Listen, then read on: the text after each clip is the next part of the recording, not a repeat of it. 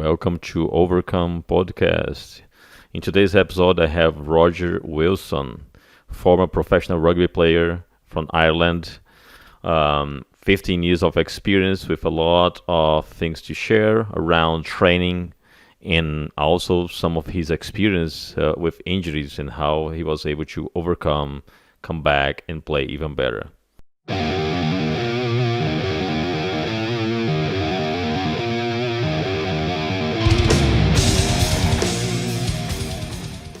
Roger Wilson, thank you very much for joining the Overcome podcast today. Thanks very much, Yuri. Thanks for having me. Roger, 350 games, professional games in 15 years of career. I'm pretty sure that you know some stuff about injuries, right? Yeah, 350 professional games and of a sport which is fairly brutal at times. So you can imagine there's a few injuries along the way. I actually was, by and large, I was considered one of the ones who didn't get injured that much. I was known for my kind of durability quite a bit, but in saying that, I did still play over 15 years, so I picked up a fair few injuries along the way for sure. It was all part of the game. Yeah, and there was any one in particular that you remember that it was harder to overcome because you had to stop for a long time, the rehab was too long, things like that? Well, it was a whole mixture of things. Probably the worst one for me was actually there's maybe a couple, but the worst one was I tore my hamstring right off the bone as it inserts at the top of the hamstring into the glute, and that was a long injury. It was actually ironically at the very last game of the season before I was moving clubs as well, which was frustrating. But that was one that kind of kept me out for about 6 or 7 months, and then wow, months! You were 6 months out? Yeah, 6 months out from playing again, and then whenever you come back from, because it was virtually all torn off the bone, which it was probably about 10 or 15% of the muscle was still connected to the bone. And they said, listen, there's a good chance if we just leave this here and let it heal naturally, because it was the end of the season anyway, and there was no rush to get back, that it was going to heal naturally. So they did that, and it took quite a while. And anyway, I came back, 6 or 7 months later and played a few games, but then, was out again, injured again because of the scar tissue broke down. So you do all that rehab, and then you come back and you play a couple of games, and then you're set back another, I don't know, it's probably only 5 or 6 weeks, but that was one of the more frustrating ones, because it wasn't really until maybe a year and a half until it was fully gone. You could sit there comfortably and run or walk comfortably. So that was a long one. So during those 6 months, you didn't have any surgery or anything. You were just like mobilized and couldn't do anything with that leg, probably, right? Well, there was no surgery. They just went down the no surgery route because it was the end of the season, and I was actually changing clubs at times, so maybe that was part of the reason they didn't want to do the surgery with me. They couldn't be bothered. They just throw me onto the next club. But no, there was no surgery. I guess there was probably about a couple of months of very little kind of a lot of inactivity and not much happening, and then 3 or 4 months of rehab, just trying to get the hamstring working again and get it, pain-free in terms of the movement, or as close to pain-free as possible. So the rehab was painful, I believe, right? Yeah, the rehab was tough, as it always is. That was tough. There was another one that I had where I couldn't diagnose what was wrong for ages, or the medics couldn't diagnose what was wrong for ages. I was just getting pretty unbearable pain in my lower back. Kind of similar to sciatic pain, goes down the nerve, goes down the leg. Find it very hard to put on my kind of socks and shoes in the morning, and they really couldn't find out what was wrong with it, and they sent me for various scans for different things, and I ended up missing the first half a dozen games of the season. And eventually they did one more scan. It was for my sacroiliac joint, and that had become very inflamed. So ultimately it ended up just getting an injection into it, an anti-inflammatory injection, which numbed, or not numbed things down, but kind of speeded up the healing process, and I was back. But that was a strange one, and I mean, I say that the injuries that I've had are so vast and so diverse. They're not always muscle and tendon injuries and ligaments. They're, being the sport that rugby is, you don't have a whole lot of protection on you while you're playing. There's the players having the cleats. And one time I got a cleat that came in and severed the tear duct in my eye. Mm-hmm.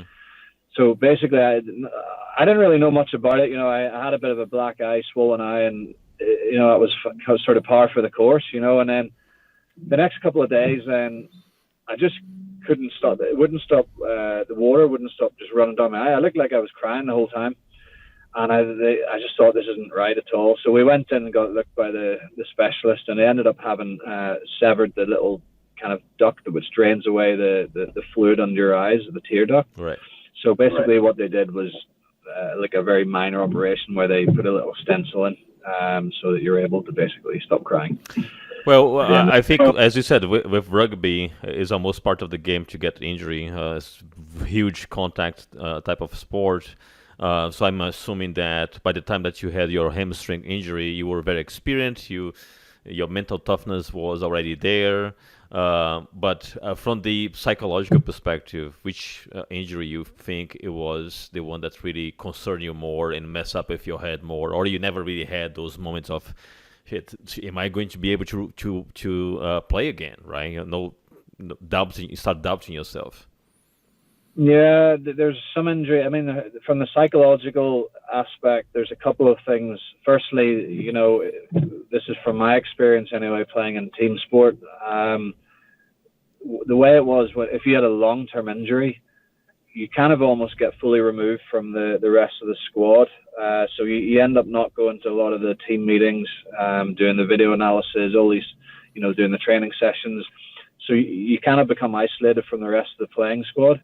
Even whenever you do your own training sessions, you do your gym work in your own time, and it can become a bit lonely at times, and you don't have that camaraderie that you would with the rest of your teammates in the locker rooms and things. So that's one aspect of it, which can be tough enough to deal with. The other one is occasionally you do get the bigger injuries towards the end of your career, which you do think to yourself, is this gonna affect maybe getting a new contract, or is this it? Is this the last time I'll have to play? So there was one that springs to mind. I've got a degenerative left hip where the ball and sockets just taking a lot of wear and tear over the years. And I remember doing preseason. Our preseason training was it was pretty tough, and we actually did a lot of the workouts that you'd be familiar with, a lot of the kind of BJJ wrestling just to get you conditioned, and I just couldn't. I don't know what it was, but something triggered it off, and I think the hip flared up so much that I was unable to barely walk on it, and I eventually had a couple of injections to try and speed up the healing process, but that was one after getting scans on it and them telling me that potentially this is something you might need to get operated on or get a new hip.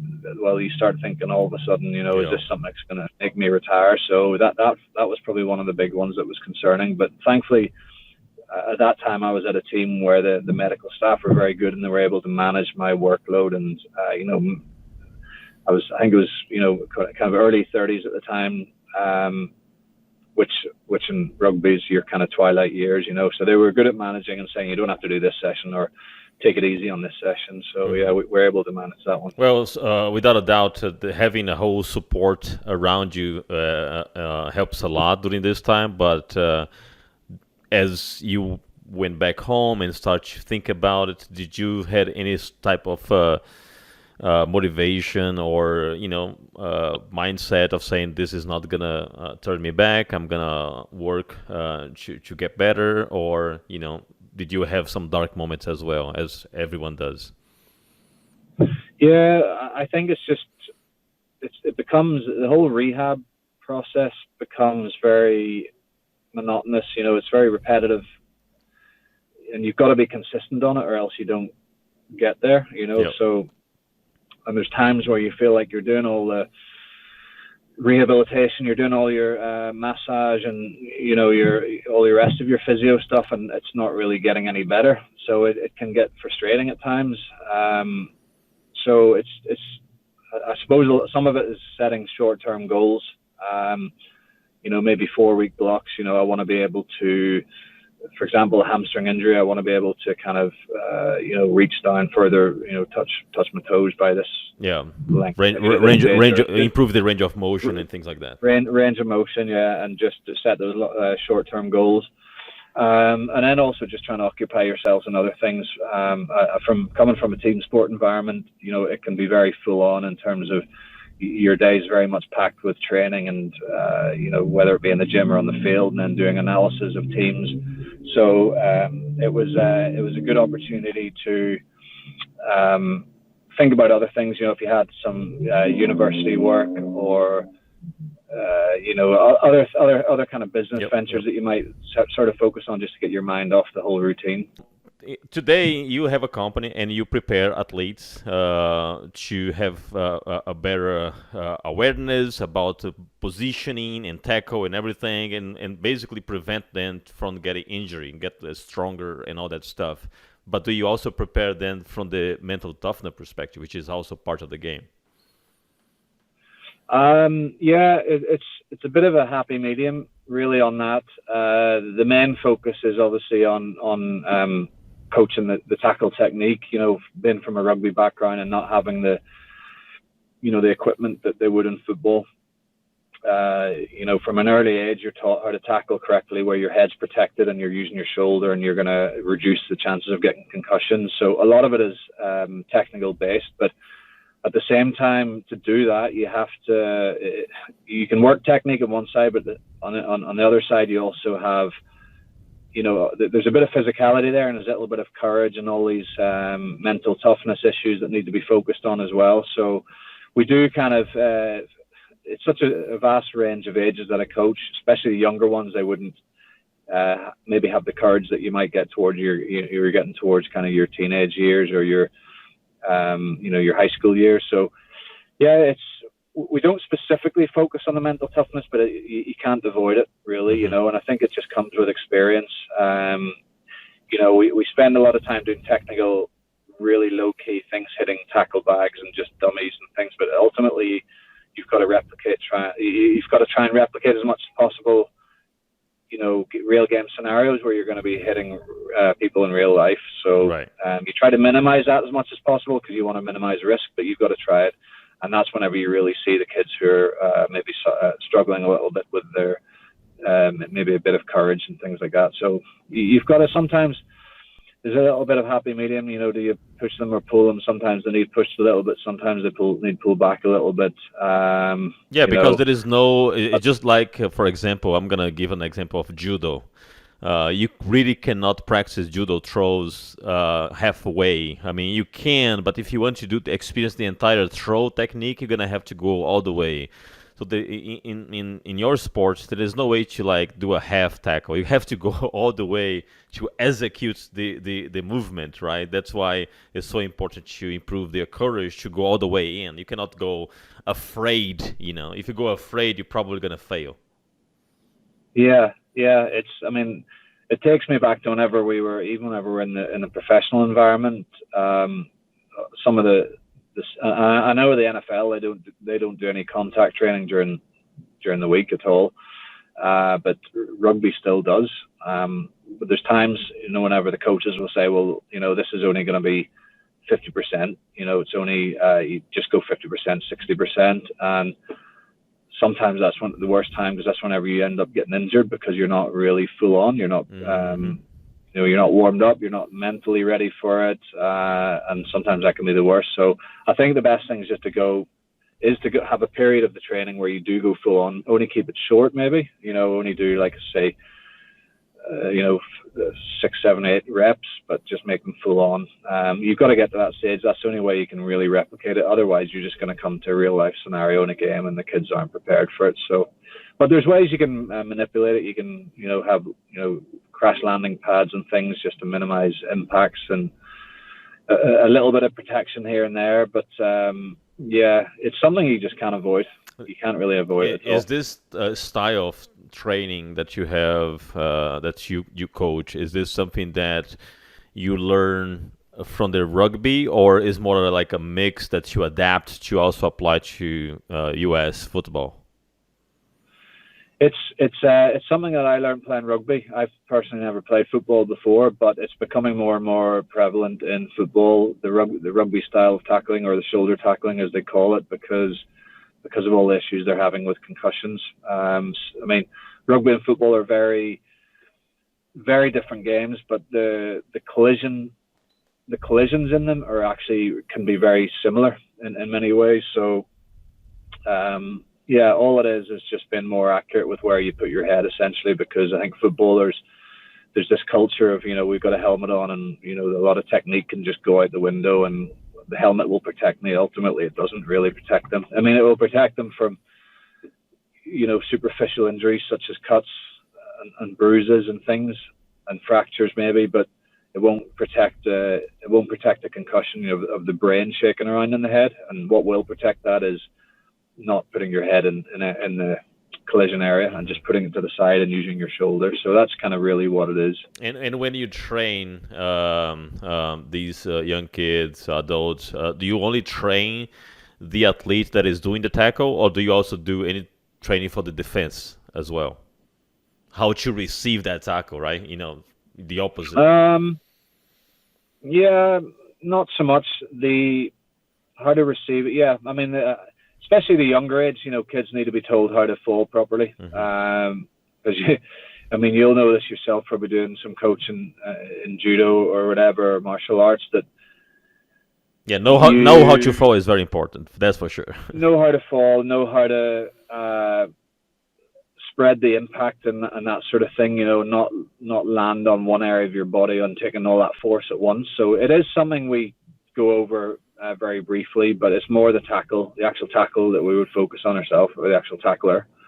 And do you do any specific strength training because I've seen some images of you doing like neck strengthening, something like that. Is that something that is normal to do for athletes that are in charge of tackling? I mean, to improve their neck. Yeah, there is. I mean, they say that it's scientifically proven that if you do improve your neck strength, that you can reduce concussion rates, albeit not by a huge percentage. But there's science there that has proven that. The neck muscles and the surrounding muscles kind of act as stabilizers or shock absorbers, so to speak, with the brain kind of shaking. So we do spend a bit of time doing that. Other areas that you can strengthen up, because one of the things that footballers aren't very good at is their posture into the tackle. So they tackle quite up high, and therefore they lose the collision. They get knocked back quite a lot. So trying to lower their posture height. So with things like that, you can improve the strength of your lower back. Yeah, I've seen some videos that you posted that in your tackle style is almost like a double leg wrestling format.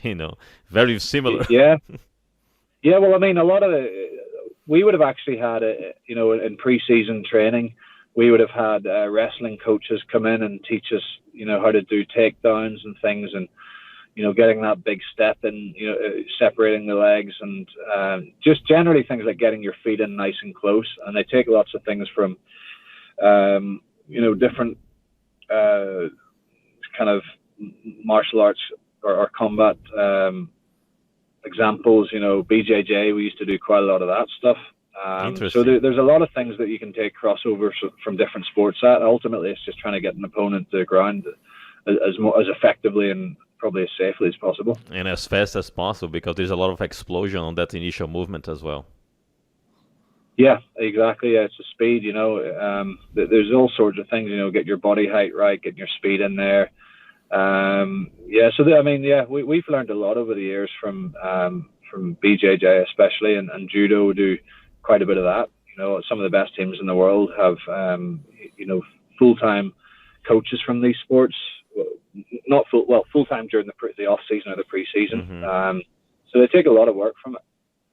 And how it is, Roger, after so many years playing professionally, to switch to start having your company as a coach and enabling other people to succeed? Do you like more now, or do you still miss those days as an athlete?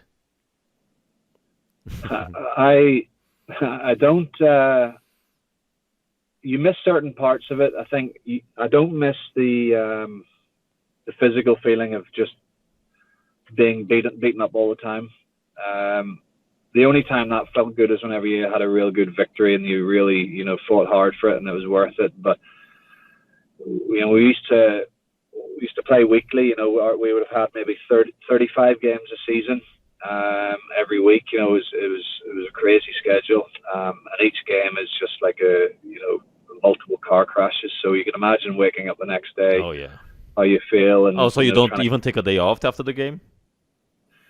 No, we do. We take the day off. The day after it, it is your downtime. You do your own recovery, but it's just still, you don't really. I would have only really recovered maybe the day before the next game, if you know what I mean. So Hmm. the whole week, you're feeling sore in some sort of way, and you've got this goes on for a 40 week, 35 to 40 week season, Wow. and then the off season we only get four to 6 weeks off, and then you're back in the training again. So that was year after year after year doing that, sore bodies, this and that. So I don't really miss that side of it. I definitely miss the whole team environment, the camaraderie, and all that, and all comes with that kind of the locker room afterwards, and definitely miss that. But for sure, I don't miss any of the physical side of it. It's nice being able to go to the gym and do your own thing and train in one And piece do- for a and yeah, and change. I'm assuming you like coaching, right? The coaching, yeah, I do like coaching. Yeah, it's I'd actually, yeah, I mean, moving over to Texas, we've been here nearly 2.5 years. So obviously rugby isn't huge here in the States. And I suppose from that side of it, you kind of do miss that your local rugby club that you can go down to do a bit of coaching. They do have. There is actually a professional rugby team coming to Dallas early next year, part of Major League Rugby, which will be exciting. But yeah, the coaching, I haven't done any rugby coaching since I've been here, just the actual tackling. So yeah, it'll be good to see this whenever this new team comes and potentially get some sort of involvement. Well, but it's still you're still coaching your athletes on that area, which is a very unique experience for you as well. Yeah. No, and by and large, it's fairly enjoyable. You do get, it's like anything. You get some kids who are a little bit more difficult than others, or a bit more uncooperative. But there's ways and means. It's challenging, and we have a 3 and a 4 year old at home, so we get plenty of practice there. Yeah, for sure. Well, that's great, and I've seen also that you are delivering some presentations. Is that more around sport coaching, or what it is that you do as with those presentations? They would be just around the tackling as well. Hmm. So I would do them for more for the coaches, sometimes for the parents as well. But just before COVID came along, in March time, I was due to go into some of the schools around DFW and implement the tackling programs with a lot of the coaches, and kind of educate them a bit more on the rugby style of tackling, and for them to pass it on. So yeah, that was something that we were starting to do a lot more of. But then with COVID coming along, all the restrictions of kind of face-to-face contact and access to schools and all these things made that quite difficult. But yeah, hopefully that will pick up again soon. Maybe it will be slightly different format or whatever. But yeah, hopefully there's more opportunity to do that. Yeah, hopefully next year we'll get better for sure, because there is no way for you to do Zoom classes on tackle. I mean, it will be very You can't. theoretical. No, you cannot. There's some things Zoom is not possible to do. Definitely, and tackling's one of them. Yeah, and not only that, but when you do, you have a bunch of equipments. I've seen you set up a very nice area of obstacles and everything. It's a very dynamic training. I've seen some of the trainings, and it really looks cool. Yeah, I try to make it flow as much as possible. It's important to get the balance right of giving instruction to the pupil or the athletes, and then letting them try and rep it as much as possible. So we try to get them through doing as many reps as possible, and just minimize them standing around. And because especially you get the younger kids, their attention span isn't as much as it should be for the older kids. So you just got to keep them going and don't spend too long on one drill and just move on to the next to keep their mind fresh. So I try to make it as dynamic as possible. So how long it takes usually one session? Is like 1 hour training, 40 minutes?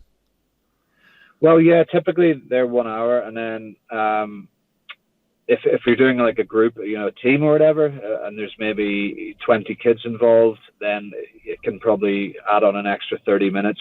And you might need another coach or two to help you out, because again, if you're coaching 20 kids and then a lot of the drills that you're doing, they're split into maybe groups of 4, and it's kind of hard to oversee them all. So I I think for a lot of younger kids, they do any more than 60 minutes. They tend to just sort of lose concentration and focus after a while. So one thing that I learned from rugby over the years, back whenever I started, the training sessions used to go on for like 2 hours, 2.5 hours, and by the end of it, you've no interest. You just want to get inside. And I think to try and keep it shorter and make it sharper and more dynamic, as you say, and I think you get a lot more out of it, then a lot more kind of attention from the athletes. Yeah, mainly because I believe, from a professional perspective, you do have those drills, but you do have a separate time to do strength and conditioning trainings. Those are two different type of training. So you still have the other one, right? Yeah, definitely. To try and do the drills and trying to do the strength and conditioning, you've got to have time to do that, and you can maybe do a little burst at the end for 10 minutes, but if you want to fully maximize the benefits of both, it's really hard to get them both done in one session. But you on your company, you do have 101 options, right? If someone wants to just try to improve, you do have this option as well. I have the 1-to-1. It's useful, especially for kids who are really kind of new to football, or they're just really lack a lot of confidence. It's useful for a while, but ultimately you've got to. There's only so much you can do with tackling dummies, and you've got to be able to then move on and replicate, tackling another human being. Mm-hmm. So it serves its purpose for a while, but there's definitely nothing like working in small groups. I think for me, I think the best works between maybe a group of 4 and 10, something like that. Any more than that, they start to get a little bit, have That's interesting. I always thought that the 101 would be more like for elite athletes that want to go to that next level, but looks like is the opposite, right? You need more people to replicate real world scenario. For the actual tackling, I think you definitely need the 1-to-1. As I say, is more for beginners. If it's an elite athlete and doing 1-to-1, you would probably concentrate a little bit more around the physical aspects of it. Strengthening up your tackle posture and all these sort of reactional drills and everything like that. But I think for the actual tackling itself, you definitely need you need someone. You need at least two bodies there. Mm-hmm. So otherwise you won't get enough out of it, enough real life scenarios out of it. And when you are teaching that, do you ever play the other body, or you are always outside just guiding? Occasionally I'll kind of do it, but I know I'm getting old now, Yuri, so I don't want to be tackled too much. Yes. But I kind of do a little bit here and there. But I try to, it really depends of the age group.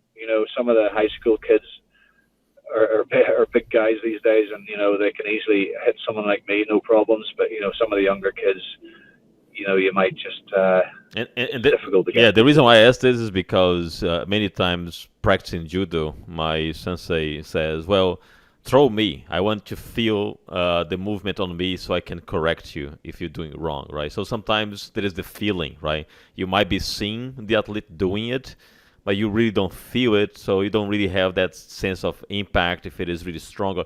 Just sometimes, at least in judo, it happens a lot that the sensei say, "Well, try on me and see if you're doing correct." Yeah,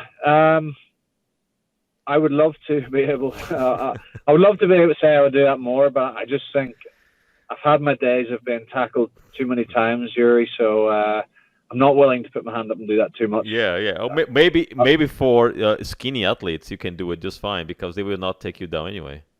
Yeah, exactly. They're the ones. I can always tell the ones that I don't want to hold a tackle shield for Right. because Those gigantic 16 years old in high school. That. oh yeah, That's for sure. yeah. They'll knock the wind out of you. Yeah, there's some big boys. Yeah, but I've seen you training some skinny athletes that were more focused on speed. I've seen some videos of skinny athletes that almost were like not really someone that tackles, but it was more on speed, which I thought it was interesting. Yeah, well, we try to do. We split it up into a number of different sections. So probably the first third of the session, or at least the first quarter anyway, would be based on a lot of speed and agility and footwork.